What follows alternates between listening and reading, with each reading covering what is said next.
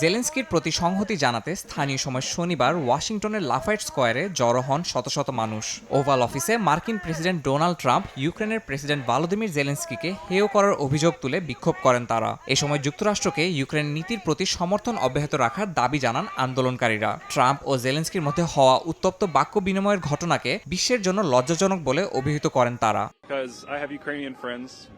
আমার ইউক্রেনীয় বন্ধু আছে, সহকর্মী আছে, এবং আমি বিশ্বাস করি তারা আমাদের সবারই বন্ধু। কিন্তু যা ঘটেছে সেটা বন্ধুদের সাথে আচরণ করার উপায় নয়। আমাদের যেভাবে সম্ভব ইউক্রেনকে সমর্থন দিতে হবে।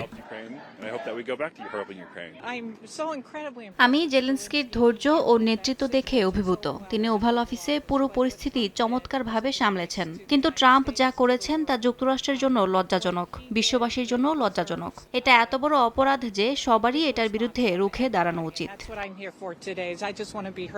একই দিন লন্ডনের ডাউনিং স্ট্রিটেও ইউক্রেনের প্রতি সমর্থন জানিয়ে বিক্ষোভের ডাক দেওয়া হয়। ইউক্রেনের সমর্থনে প্ল্যাকার্ড হাতে বিভিন্ন স্লোগান দেন আন্দোলনকারীরা। এ সময় ট্রাম্পের কঠোর সমালোচনা করেন তারা।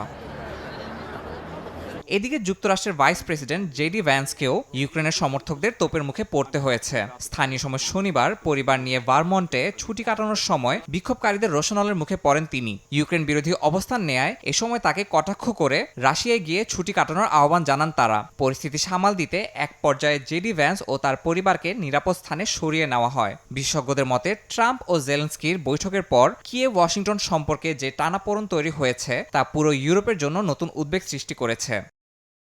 ইয়াসিন মোহাম্মদ জিসান, সময় সংবাদ।